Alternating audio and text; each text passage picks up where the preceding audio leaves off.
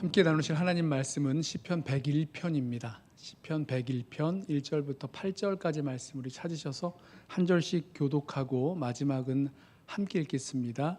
시편 101편 1절부터 8절까지 말씀 우리 한 절씩 교독하겠습니다. 제 성경은 875쪽 구약 성경에 있습니다. 제가 먼저 읽습니다. 내가 인자와 정의를 노래하겠나이다. 여호와여, 내가 주께 찬양하리이다. 내가 완전한 길을 주목하오리니 주께서 어느 때나 내게 임하시겠나이까. 내가 완전한 마음으로 내 집 안에서 행하리이다. 나는 비천한 것을 내 눈앞에 두지 아니할 것이요 배교자들의 행위를 내가 미워하오리니 나는 그 어느 것도 붙들지 아니하리이다. 사악한 마음이 내게서 떠날 것이니 악한 일을 내가 알지 아니하리로다. 자기의 이웃을 은근히 헐뜯는 자를 내가 멸할 것이요 눈이 높고 마음이 교만한 자를 내가 용납하지 아니하리로다. 내 눈이 이 땅에 충성된 자를 살펴 나와 함께 살게 하리니 완전한 길에 행하는 자가 나를 따르리로다. 거짓을 행하는 자는 내 집 안에 거주하지 못하며 거짓말하는 자는 내 목전에 서지 못하리로다. 아침마다 내가 이 땅의 모든 악인을 멸하리니 악을 행하는 자는 여호와의 성에서 다 끊어지리로다. 아멘. 우리가 믿음 생활 가운데 은혜를 받으면 우리에게 공통적으로 일어나는 그 마음의 변화가 있습니다. 구체적으로 어떻게 해야 될지는 잘 모르지만 하나님 앞에서 정말 잘 살고 싶다. 정말 하나님 앞에서 잘 살아야겠다. 이런 마음이 듭니다. 하나님 앞에서 바르고 정직하고 깨끗하고 순전하고 정말 하나님을 기뻐하고 하나님을 기쁘시게 해드리는 그런 삶을 살고 싶다라는 마음이 우리 마음 가운데 들어옵니다. 다 경험해 보셨을 거예요. 왜 그런 마음이 드는지 설명을 다 못해요. 근데 그 마음이 듭니다. 뭔가 하나님 보시기에 정말 괜찮은 삶, 하나님 기뻐하시는 삶을 내가 정말로 살고 싶다. 이런 마음의 열망과 열심이 생겨나죠. 이게 은혜 받은 그런 증거입니다. 그런데 그 열심, 하나님이 기뻐하시는 삶을 살고 싶다라는 그 마음의 열심과 의지가 있다고 해도 이게 생각처럼 그렇게 살아내기가 쉬운 게 아니죠. 나도 모르게 그 마음과 열심과 의지를 까먹어버리기도 하고 잃어버리기도 하고 뭔가 작은 일 하나 가운데 그게 우리를 이렇게 막 트리거하죠. 화가 나기도 하고 분노가 올라오기도 하고 그러면 나쁜 생각들, 악하고 비열한 그런 생각들, 말이나 행동들 막 하게 나오게 되고 그러다가 우리의 무너져 버리는 모습을 보면서 너무나 비참하고 속상하고 실망스럽고 이런 아주 복잡 미묘한 감정이 우리들 가운데 들어옵니다. 자, 어떻게 하면 좋을까? 어떻게 하면 정말 이 내 마음에 주신 이 선하고 아름다운 그 열심과 열정, 주님을 향한 이 마음, 주님을 향한 이 선한 의지를 잃어버리지 않고 살아갈 수 있을까? 오늘 이 다윗의 시로 알려진 시편 101편에서는요. 다윗은 하나님이 세우신 왕으로서 어떻게 해야 하나님 앞에서 자신의 이 선한 의지와 결단 잃지 않고 하나님이 기뻐하실 만한 그 왕으로서의 그런 삶을 살게 되는지 이야기하고 있는데요. 바로 여기에서 우리가 그 힌트를 좀 찾게 됩니다. 그 힌트를 좀 따라가면서 배워보도록 하겠는데요. 어떻게 하면 하나님이 주신 그 마음 잃지 않고 하나님 기뻐하시게 하는 그 삶을 계속해서 살아갈 수 있을까? 먼저는요. 다윗이 하나님의 다스리심을 찬양하고 있는 것을 주목해 보기를 원합니다. 정말 우리 마음에 하나님의 인자와 정의를 찬양할 만큼, 찬양이 우리들 마음에서 나올 만큼 하나님을 알아야 된다는 거죠. 1절 보실까요? 내가 인자와 정의를 노래하겠나이다. 여호와여, 내가 주께 찬양하리이다. 자, 다윗이 이렇게 말하는 겁니다. 나는 인자와 정의를 노래하겠다. I will sing of your love and justice라고 했는데 얼마나 좋으면 얼마나 이렇게 감동이 되고 감격했으면 노래를 하겠다 그럽니까? 찬양을 하겠다 그럽니까? 이게 있는 거예요. 여기서 나오는 인자, 헤세드죠. 그리고 정의, 미시파트, 대표적인 하나님의 성품이고 하나님의 통치 방식입니다. 하나님께서 이스라엘 백성을 그 언약의 따라서 언약에 따라서 성실함과 사랑을 잃지 아니하시고 그 백성을 구원해 내셨어요. 돌보십니다. 그리고 이 세상을 공평과 정의로 다스리십니다. 헤세드와 미시파트, 인자와 정의의 그 하나님이시죠. 여러분, 세상에 이런 왕이 어디 있습니까? 이런 하나님이 어디 있습니까? 세상 왕들이라고 하면 다 자기 백성들을 이용해서 그 백성들이 다 왕을 위해서 뭐 노동하고 부역하고 세금 내고 뭐 돈 벌고 뭐 전쟁하고 이렇게 되기를 원하는 거죠. 왕은요 전혀 자기 백성을 위해서 털끝만큼의 희생이나 뭐 손해 보는 일을 하고 싶어하지 않습니다. 그런데 왕이신 하나님은요 자기 백성과 맺으신 그 언약과 약속을 잊지 아니하시고 변치 않고 사랑하시고 구원하시는 그 하나님이셨어요. 정말 고집스럽고 어리석은 그런 양 같은 이 백성을 끝까지 인내함으로 참으시고 돌보시고 인도하시는 목자 같으신 그런 하나님이셨다는 거죠. 뭐 그렇다고 해서 하나님이 그냥 마냥 그냥 오냐 그냥 좋은 게 좋은 거지 이러시는 분은 아니세요. 공평과 정의로 백성을 다스리시는 하나님이십니다. 자, 이 하나님의 놀라운 통치, 공평과 정의, 인자와 정의로 다스리신 하나님. 그러니까 인자만 있는 것이 아니라 정의로 다스리시고 정의만 있으신 것이 아니라 인자, 그 사랑하심으로 다스리시는 그 하나님을 생각하고 묵상할 때마다 그 마음에 놀라움으로 하나님을 향한 찬양과 감사가 터져 나온다는 거죠. 야, 어떻게 이렇게 우리에게 변치 않는 사랑을 베푸시는 그 하나님의 사랑, 인자하심, 하나님의 그 헤세드의 사랑, 이렇게 치우침 없이 공평과 정의로 우리를 다스리시는 하나님, 그 인자와 정의 사이에서 그 지혜와 그 풍성하신 능력과 정말 이걸 생각할 때마다 너무나 감사하고 찬양하게 되는 거죠. 다윗은 이 하나님의 인자와 정의를 앞으로도 노래하겠다 그럽니다. I will sing of your love and justice. 이렇게 노래하고 있는 거죠. 어떻게 앞으로 미래에 하나님의 인자와 정의를 또다시 노래할 수 있겠습니까? 똑같죠. 하나님의 그 통치하심, 다스리심, 인자와 정의로 다스리시는 그 하나님의 통치를 늘 묵상하고 찬양하기까지 나아가는 거예요. 그 입술에서 하나님의 그 인자와 정의를 내가 찬양하겠나이다 라는 찬양이 넘쳐 나오기까지. 여러분 한번 생각을 해보세요. 우리들 마음에서 뭔가를 향한 진정한 찬양, 그냥 입술에서 소리를 내는 말소리를 내는다는 의미에서의 찬양이 아니라 우리 마음에서 정말 우러러 나오는 찬양이 있기까지 그 하나님의 통치를, 하나님의 다스리심을 기억하고 늘 묵상하는 겁니다. 그러면 그렇게 하나님의 인자와 정의, 하나님의 그 통치를 우리 마음 가운데 담고 있으면 나 역시 하나님처럼, 아까 이 다윗을 왕으로서의 다윗이라고 말씀을 드렸죠. 왕이신 하나님처럼 나 역시 하나님의 그 인자와 정의로 이 백성을 다스릴 수 있는 거죠. 이 나라를 다스릴 수 있는 거죠. 우리 마음 가운데, 우리 안에서 정말 하나님의 속성, 인자와 정의뿐만 아니라 무엇인가 하나님의 그 무엇을 진정으로 찬양할 수 있게 되기까지, 그러면 내가 하나님을 찬양하는 그 모습으로 나도 변해가고 나도 그 모습에 순종하며 살아갈 수 있게 되는 거죠.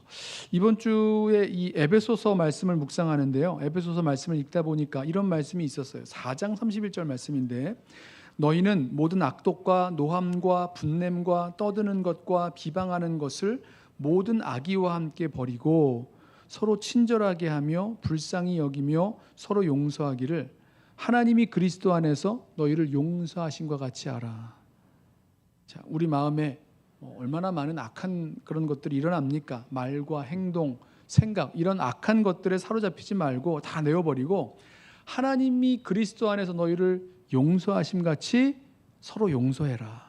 너희도 용서해라. 서로 불쌍히 여기라. 이 말씀하고 있는 거예요.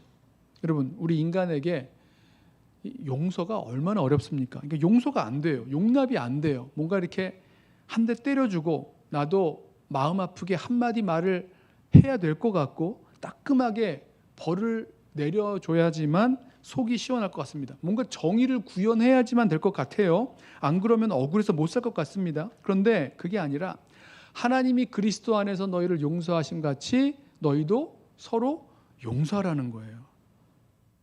하나님이 우리를 불쌍히 여기심 같이 너희도 서로 불쌍히 여기라는 거죠.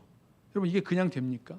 서로 용서하고 서로 불쌍히 여기는 게 이게 그냥 됩니까? 안 되잖아요. 우리 마음에 우리가 받은 하나님의 사랑, 하나님의 용서하심, 하나님이 불쌍히 여기심, 그리스도께서 십자가에서 희생하시고 죽으심을 깊이 묵상하면서 우리가 받은, 우리에게 주신 그 사랑과 용서와 불쌍히 여기심, 이런 것들을 묵상하고 감격하고 찬양할 수 있을 때, 그래, 나도 하나님으로부터 나의 무서운 죄와 허물을, 연약함을 용서함 받았으니 나도 그 사람 용서해야지, 나도 그 사람 불쌍히 여겨야지, 이렇게 살아갈 수 있는 거죠.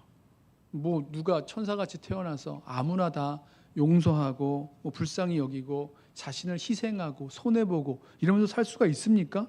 없죠.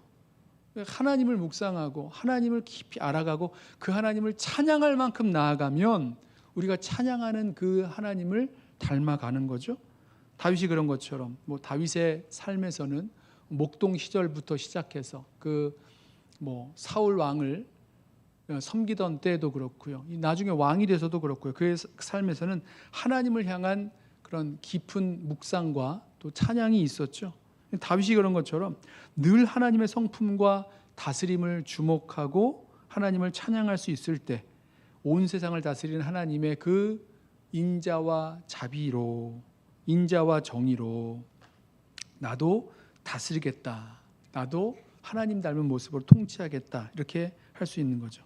자, 여러분, 저와 여러분에게 있어서 정말 하나님의 그 인자와 정의 같은 하나님의 성품, 하나님의 다스리심을 정말 우리 마음에서 찬양이 나올 만큼 이렇게 알고 또 묵상하십니까? 하나님의 성품, 하나님의 하나님 되십니까? 이 세상과 구별되는 하나님의 그 거룩하심을 찬양할 만큼, 찬양이 나올 만큼 깊이 알고 감격해 하십니까? 이게 필요하다는 거죠.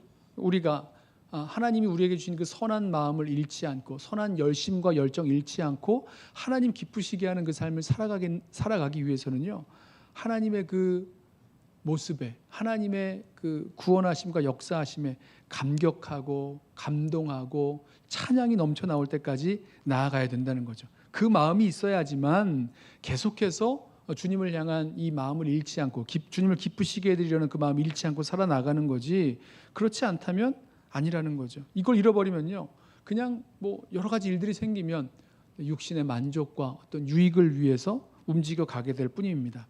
여러분, 하나님을 주목해 보시는 거예요. 하나님의 성품, 하나님의 일하심, 하나님의 다스리심, 성경이 말씀하시는 그 하나님을 마음 뜨겁게 찬양하기까지, 내가 하나님의 무엇을 노래하겠나이다 라고 할 때까지 그렇게 하나님을 주목하며 바라보며 찬양할 수 있기를 원합니다. 그래야 우리에게 주신 하나님을 향한 이 선한 열정과 의지를 잃지 않고 살아갈 수 있는 거죠. 2절도 마찬가지로 다윗은 자신이 하나님의 그 완전한 길에 주목하겠다라고 이야기합니다. 2절, 내가 완전한 길을 주목하오리니 주께서 어느 때나 내게 임하시겠나이까, 내가 완전한 마음으로 내 집 안에서 행하리이다. 다윗이 내가 완전한 길을 주목하고 내가 완전한 마음으로 행하겠다라고 말하는데, 여기서 완전한이라는 말은요, 형용사죠. 비난할 것 없는, 흠이 없는, 정직한, 이런 뜻입니다. 근데 완전한 길이라고 할 때 이 길은요, 사람이 살아가는, 걸어가는 어떤 행위가 담겨 있는 그 삶의 방식을 말하죠. 내가 걸어갈 길, 앞으로 살아갈 그 길은 아무도 흠잡을 데 없는 그런 삶을 살아가겠다라고 이렇게 선택하고 헌신하는 고백이죠. 자, 이 완전한 길로 걸어가겠다, 살아가겠다, 이것도 쉽지 않죠. 여기에 분명히 하나님의 도우심이 있어야 합니다. 아무리 헌신하고 다짐하고 도장 찍고 꼭 그렇게 살겠다고 약속을 골백 번을 해도요, 우리 사람이 참 약하고 또 악해요. 그래서 얼마 안 가면 다 잊어버리고 자기 힘으로 못 해냅니다. 하나님의 도우심이 반드시 필요하죠. 그래서 다윗이 이 기도가 나옵니다. 내가 완전한 길에 주목하고 완전한 마음으로 살아가겠다라고 해놓고는, 주님, 주님께서 어느 때나 내게 임하시겠나이까 이렇게 하나님께 구해요. 뭐죠? 하나님의 임재, 하나님의 도우심을 간절히 구하는 겁니다. 하나님 도와주셔야지 내가 완전한 마음을 지키고 또 완전한 길로 행하며 살아갈 수 있다는 거죠. 한 가지 더, 자신의 마음도 완전하게 지킬 것을 약속하는데 내가 완전한 마음으로 내 집 안에서 행하리다. 아시죠? 성경에 나오는 마음은 그냥 우리가 흔히 생각하는 그런 감정을 이야기하는 감정의 좌소로서의 마음이 아니라 사람의 지식과 지혜, 이성과 양심, 의지 이런 것들이 담겨 있는 내면을 총칭하는 그런 부분입니다. 컨트롤 타워이기도 하면서 내면을 총칭하는 것으로도 볼 수 있는데요. 이 자신의 마음이 완전하게, 그러니까 흠없고 정직하게 잘 지키면서 살아가야겠다는 겁니다. 완전한 길로 행할 수 있는 거는요, 완전한 마음에서 나오는 거예요. 그러니까 마음과 행동, 말도 포함해서 그 직결돼 있는 거죠. 완전한 마음이 완전할 때 완전한 길을 선택하고 걸어갈 수 있는 거죠. 그러니까 이 마음을 잘 지켜야죠. 지금 이 얘기하고 있는 겁니다. 완전한 마음에서 나오는 자신의 의지와 결단으로 완전한 길을 걸어가겠노라 다짐하는 그 결단, 저와 여러분에게도 늘 필요합니다. 이 의지와 결단이요, 있어야 돼요. 이 의지와 결단이 있어야 하나님의 도우심을 받을 수 있는 준비가 되는 겁니다. 여러분 안 그래요? 하나님께서 우리의 마음을 완전하게 지키시고 또 우리를 완전함 가운데 행하게 할 수 있도록 도와주시려고 할 때 우리 마음이 준비가 돼야지, 이런 의지와 결단으로 준비가 돼야지, 준비가 되지 않으면요 아무리 도우시려고 해도 전혀 그 하나님의 그 은혜를 받아들일 준비가 되지 않는 겁니다. 무조건 하나님 앞에 하나님의 도우심의 손길을 반항하고 받아들이지 않고 이러면 어떻게 그 도우심을 받을 수 있겠습니까? 없는 거죠. 하나님의 인재와 정의를 찬양하게 되기까지 주목해 보면서 하나님이 원하시는 그 완전한 마음과 그 길, 완전한 길 선택하겠노라고 매일매일 결단하고 의지적으로 나아갈 때, 그때 비로소 하나님이 기뻐하시는 그 길 걸어갈 수 있는 그 하나님의 능력과 도움을 받을 준비가 되는 거죠. 자, 또 두 번째는요, 하나님이 기뻐하시는 그 삶을 잃어버리지 않고 살기 위한 그 두 번째는요, 우리가 멀리 해야 할 것들이 있다는 것입니다. 멀리 해야 될 것들. 3절부터 보실까요? 3절. 나는 비천한 것을 내 눈앞에 두지 아니할 것이요 배교자들의 행위를 내가 미워하오리니 나는 그 어느 것도 붙들지 아니하리이다. 사악한 마음이 내게서 떠날 것이니 악한 일을 내가 알지 아니하리로다. 자기의 이웃을 은근히 헐뜯는 자를 내가 멸할 것이요 눈이 높고 마음이 교만한 자를 내가 용납하지 아니하리로다. 자, 하나님의 그 통치, 인자와 정의를 찬양하면서 완전한 마음과 완전한 그 길에 주목하고 헌신하겠다는 다윗이요, 이번에는 그 삶을 살기 위해서 자신이 멀리 해야 될 것이 있다라고 이야기합니다. 가장 먼저 비천한 것을 내 눈앞에 두지 아니할 것이요. 비천한 것이 뭔지는 차치하고라도 좀 제쳐두고라도 이것을 눈앞에도 두지 않겠답니다. 눈앞에 두지 않겠다. 그러니까 눈에서 보이지 않게 치워버리겠다는 거죠. 왜 그렇습니까? 이 비천한 것을 보면, 우리 눈을 통해서 그것을 보면 우리 마음에, 이 죄된 마음의 그 욕망이 동해요. 자극되기 때문입니다. 차라리 이 비천한 것, 우리가 바라보기만 해도 탐심을 일으켜서 욕심이 생기고 비교하면서 우리를 불안하게 만들고 불만이 생기게 만드는 그것을요, 내 눈앞에 두지 않겠다라고 합니다. 여러분도 있으시죠? 눈앞에 보기만 해도 이상하게 마음이 가고 손이 가고 욕심이 생기고, 그래서 우리의 마음과 정신과 인생을 다 이렇게 빼앗아 버리는 것들 있지 않으세요?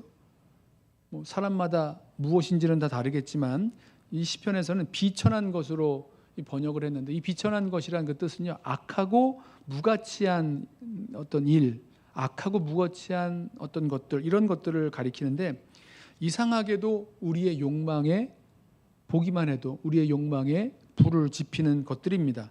그러면 이건 우상에 가까워요. 우상, 아이돌, 우상이 되는 것들이라고 말할 수가 있는데요. 만약에 지금 왕으로서의 다윗을 생각해 보세요. 왕이 뭔가를 보았다가 그 마음에 탐심이 올라와서 야, 이거 내가 좀 갖고 싶다, 내가 누리고 싶다, 소유하고 싶다, 이런 마음이 생기면 어떡하겠습니까? 우리 성경에 많이 나오죠. 왕들이요, 백성들이 그것을 가지고 있으면 그것을 빼앗아 버립니다. 아니면 백성들에게 그것이 없으면 백성들을 동원해서라도 자기의 유익과 만족과 그것을 얻기 위해서 막 자기 욕심을 채우는 일에 백성들을 막 써버려 나가는 겁니다. 그러면 나라를 망치고 아주 큰일 나는 거죠. 그래서 다윗이 고백하는 거예요. 눈앞에서 이 비천한 것들을 치워버려야 되겠다 말합니다. 또 다음에는 멀리할 사람들이 쭉 나와요. 3절 후반부에 배교자들 사람이죠. 또 5절에 이웃을 은근히 헐뜯는 자들, 이렇게 우리 뭐 뒷담화라고 하나요? 이렇게 이웃을 은근히 헐뜯는 그런 사람들, 또 눈이 높고 마음이 교만한 자, 이런 사람들이 나오는데 이들을 용납하지 않겠다라고 말씀합니다. 자, 이 악하고 교만한 사람들을 멀리하니까 4절 사악한 마음이 떠나고 악한 일을 알지 아니하게 됨이라. 그 사람들을 멀리하니까, 용납하지 않으니까. 우리 사자성어 중에서 근묵자흑이라는 그 사자성어 아시죠?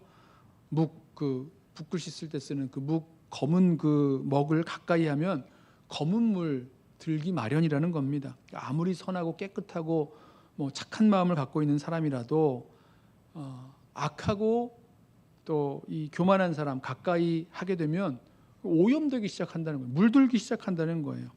우리 알고 있죠. 우리 한국 역사의 많은 지도자들 가운데 이상한 사람들 가까이 두었다가 낭패 본 사람들이 얼마나 많이 있습니까? 우리 나라 역사뿐만 아니라 성경에서도 보면 그렇게 권면을 해요. 사도 요한이요, 그 편지를 하면서 으뜸되기 좋아하는 그 디오드레베에 대해 말하면서 그의 악한 것을 절대로 본받지 말아라, 이렇게 막 항변을 합니다. 또 바울이 고린도 교회 편지하면서 성도들에게 아니 어떻게 너희들은 그 이방인들도 갖고 있지 않은 그런 음행하는 자를 교회 공동체 가운데 그대로 놔두었느냐, 왜 쫓아내지 않는 거야, 이러면서 호통을 칩니다. 우리 알고 있죠. 죄인과 악인을 사랑으로 품고 복음으로 권면해서 다시 그리스도께로 회개하고 돌아오게 해야 되는 건 맞지만, 그것이 어떤 죄악에 대해서 침묵하거나 방조하는 것을 말하는 것은 아닙니다. 그러니까 죄악을 가만히 놔두는 것 아니라 그 얘기하는 건 아니잖아요. 죄악을 가만히 놔둔다면 그것은 묵인하고 동조하고 일종의 조장하는 것까지라고도 말할 수 있는 거죠. 그러니까 죄악을 가만히 놔둔다면 다 같이, 모든 사람이 다 같이 손에 손잡고 멸망과 파멸과 심판으로 가는 것과 똑같은 거죠. 하나님께서 죄악을 멀리하라고, 잘라내라고 할 때는 가차없이 잘라내야 되는 부분이 있습니다. 우리 구약 성경에서 가나안 정복할 때 그 진멸하라고 하셨을 때는 그 진멸하라고 하신 그 이유가 있는 거잖아요. 그러니까 죄악을 가만히 놔두면 안 되는 거죠. 그때는 다 같이 잘라내야 되는 겁니다. 그래서 이 다윗은요, 멀리해야 될 사람들을 멀리해야 된다라고 오늘 말씀합니다. 하나님이 우리에게 주신 그 완전한 마음, 또 완전한 길로 행하면서 하나님과 같이 인자와 정의로 다스리며 살아가는 그 왕으로 살아나려면 가까이 하지 말아야 될 것들이 있다는 겁니다. 저와 여러분도 하나님을 기쁘시게 해드리는 성도의 삶을 살아가기 원하신다면 가까이 하지 말 것들, 가까이 하지 말아야 할 사람들이 분명히 있다는 겁니다. 가까이 했다가는 똑같이 비천한 것들의 유혹에 넘어가게 되고 물들어 버리는 거예요. 탐심을 따라 살아가는 것이 우리 인생의 목표가 돼버리고, 배교자들, 여기 배교자는 종교적인 의미도 담고 있지만 하나님이 정하신 그 기준과 법을 그 마음대로 이렇게 막 넘어가는 사람, 아무렇지도 않게 하나님이 딱 정해놓으신 기준과 법이 있는데 그것을 넘어서는 일탈행위 같은 거, 이런 것들을 즐거워하는, 그러니까 그런 게 이제 즐거움이 되어버리게 되는 겁니다. 우리들도 그들과 가까이 하면 그들처럼 다른 사람 은근히 헐뜯으면서 좋아하고 교만한 자 되어 살아가고 이런 일들이 생긴다는 거죠. 자, 어떻게 하면요? 그 사람들과 가까이 하면, 비천한 것들을 가까이 두면, 눈에 보이게 하면, 여러분 기억하십시오. 바로 이런 것들을 피해야지만 하나님이 원하시고 기뻐하시는 그 삶을 왕으로서 살아갈 수 있고 성도로서 살아갈 수 있는 겁니다. 자, 이와는 반대로 세 번째, 가까이 해야 할 사람이 있습니다. 가까이 하면서 살아갈 사람. 6절 보실까요? 내 눈이 이 땅에 충성된 자를 살펴 나와 함께 살게 하리니 완전한 길에 행하는 자가 나를 따르리로다. 바울이 멀리 하겠다고 하던 배교자들, 이웃을 은근히 헐뜯는 자들, 또 마음이 교만한 사람들, 자, 이 사람들과 반대되는 사람, 그 사람들은 멀리 해야 될 사람들이고 이번에는 가까이 해야 될 사람들이 나오는데 누구라고 말합니까? 그 누구라고 나오죠? 충성된 자라고 나와요. 충성된 자. 여러분, 충성된 게 뭡니까? 변함없이 신실한 사람. 그래서 뭘 맡겨도 믿음직하고 확실한 사람입니다. 뭐에 대해서 충성스러운가? 이게 이 시의 구조가 이렇게 대꾸를 이루죠. 충성된 자, 완전한 길에 행하는 자 같은 거죠. 완전한 길에 행하는 자로서 한결같이 충성된 자, 바로 이 사람입니다. 사람을 보면요, 한결같은 사람이 있습니다. 처음부터 지금까지 변함이 없어요. 변함없이 성실하고 변함없이 진실하고 변함없이 충성된 사람, 이런 사람들이 좋은 사람이죠. 며칠은 좋은 사람일 수 있습니다. 몇 주, 몇 달 좋은 사람일 수 있는데, 충성된 사람일 수 있는데, 이제 오랜 그 시간의 테스트를 통과해서 알게 되는 충성된 사람이라는 거죠. 이 사람이 바로 가까이 해야 될 사람입니다. 여기서 보면 6절에 내 눈이 살펴보겠다 그러죠. 내 눈이 이 땅에 충성된 자를 살펴보리니, 살펴보겠다는 겁니다. 누가 충성된 자인지, 변함없이 완전한 길로 걸어가기 위해서 행하는 자가 누구인지를 살펴보겠다는 겁니다. 영원히 살펴보기만 하면 안 되죠. 그 시간의 테스트를, 영원은 아니겠지만 그 시간의 테스트를 거쳐서 이 충성된 그 사람을 찾아서 그들과 함께 하겠다, 함께 살겠다 말씀합니다. 그들과 함께하면 그들이 어떻게 그렇게 변함이 없는지 배울 거 아닙니까? 그들이 어떻게 그렇게 충성되게 살아갈 수 있는지 보고 따라갈 것 아닙니까?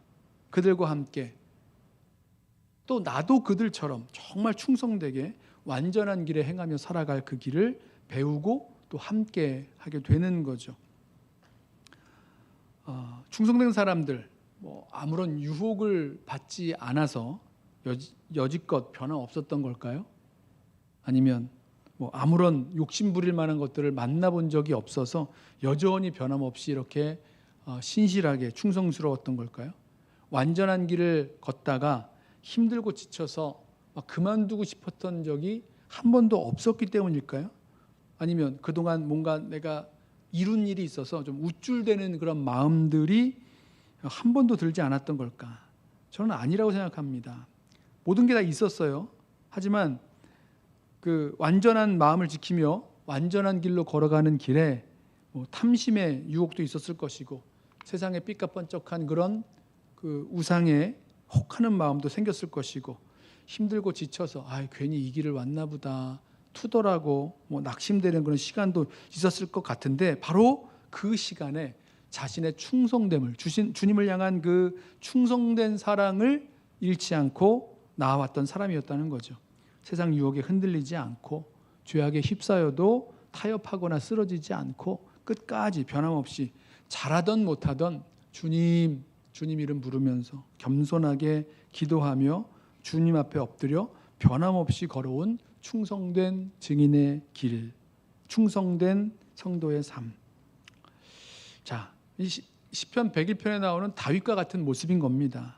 다윗과 똑같은 모습으로 나를 부르시고 보내신, 나를 세우신 자리죠. 왕으로서 그 자리에서 신실하게 충성되게 주님을 섬기며 자신에게 맡겨주신 그 자리를 충성스럽게 살아온 사람들, 그런 사람들과 함께 하겠다고, 가까이 하겠다고 고백합니다. 자, 우리 오늘 이 금요 찬양 기도회에 나오신 우리 성도 여러분들이 서로가 서로에게 그런 충성스러운 증인들 되기를 소원합니다. 변함없이 완전한 마음 잘 지키고 변함없이 완전한 길로 걸어가기 위해서 고군분투하면서 믿음의 여정의 동반자들로, 동역자들로 우리들이 이렇게 함께하는 증인들로 세워졌으면 좋겠습니다. 자, 시편 101편은 마지막 두 절이 이렇게 맞춰지죠. 거짓을 행하는 자는 7절, 거짓을 행하는 자는 내 집 안에 거주하지 못하며 거짓말하는 자는 내 목전에 서지 못하리로다. 아침마다 내가 이 땅의 모든 악인을 멸하리니 악을 행하는 자는 여호와의 성에서 다 끊어지리로다. 저는 이 두 절을 잘 살펴보면 지금까지 말했던 그 다윗이 노래했던 그 내용들이 그대로 담겨 있는 것 같습니다. 하나님의 인자와 정의를 찬양하고 또 하나님의 인자와 정의로 다스리는 그런 모습도 보이고, 멀리할 자를 멀리하고 가까이 할 자를 가까이 하는 그런 모습도 보입니다. 여기 보면 이제 거짓을 행하며 말하는 자를 내 집안에서 거주하지 못하게 하겠다, 내 목전에 서지 못하게 하겠다, 이렇게 말하잖아요. 멀리할 자를 멀리하는 거죠. 이 주석을 보니까 여기 거짓에는 느슨함이나 태만, 게으름도 포함된다고 합니다. 잠언 말씀을 보면 게으름이나 어리석음을 지혜 없는 것으로 이제 설명을 하죠. 하나님을 경외하는 지혜로운 왕이라면 이 나태한 사람을 가까이 두지 않는다는 거예요. 거짓말하는 사람이야 뭐 말할 것도 없는 거죠. 이런 사람들이 위험을 초래하기 때문인 겁니다. 또 여기 보면 아침마다 악인을 멸하겠다 이렇게 얘기했는데, 여기서 아침마다니까 매일 아침이잖아요. 변함없이 부지런히 지속적으로 악인을 멸하는, 하나님이 그 공평과 정의로, 인자와 정의로 다스리시는 그 모습 그대로 다스리는 모습이고, 또 충성스럽게, 변함없이 충성스럽게 아침마다 그 일들을 감당하는 모습 또한 보입니다. 사랑하는 성도 여러분, 우리 마음에 하나님께서 뭔가 이렇게 좀 제대로 살고 싶은 그런 선한 마음과 열정을 주세요.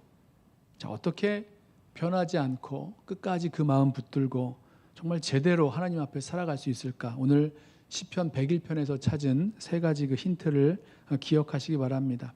하나님의 성품과 다스리심을 찬양할 수 있을 만큼 하나님을 묵상하며 하나님을 주목해보며 나아가기 원합니다. 우리 마음에서 하나님을 향한 찬양이 나오기까지 주님을 묵상하며 기도할 수 있는 저와 여러분 되시는 거예요. 그래야 변치 않고 그 길을 걸어가는 겁니다. 그 다음에 멀리할 사람 멀리하기, 멀리할 것 멀리하기. 왜냐하면 같이 물들어 버리고 쉽게 유혹에 넘어지기 때문인 거죠. 멀리해야 될 것 멀리하기. 그리고 가까이 할 사람 가까이 하기. 누구였죠? 충성된 주의 종들. 함께 배우고 그 충성된 길을 걸어갈 수 있도록 함께 배우고 함께 격려하며 그 믿음의 여정을 함께 걸어갈 수 있기 때문이죠. 우리가 완전한 마음 지키며 완전한 길에 행하며 주님 닮은 모습으로 함께 살아가는 저와 여러분들, 다시 시작할 수 있는 저와 여러분 되기를 소원합니다.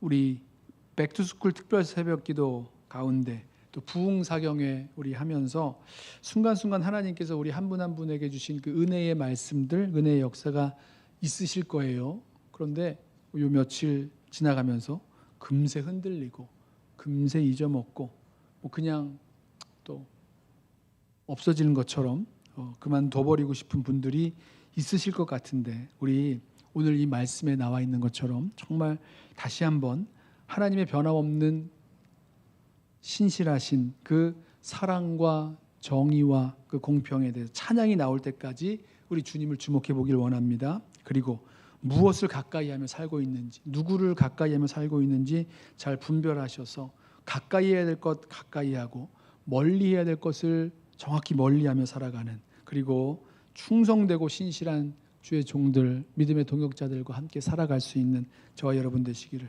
주님의 이름으로 축복하며 축원합니다. 우리 함께 찬양하고 기도하겠는데요. 주를 향한 나의 사랑을 고백하게 하소서. 우리 함께 찬양하고 말씀 붙들고 한 번 더 기도하겠습니다.